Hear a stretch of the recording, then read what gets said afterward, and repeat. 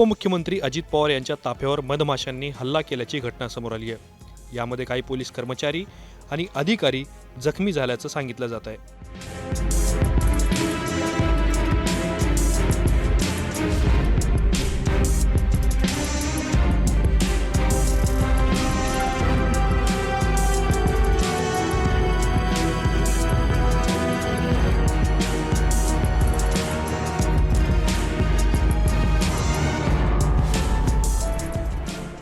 अजित पवार हे संगमेश्वरमध्ये सरदेसाई वाड्याची पाहणी करायला आले होते।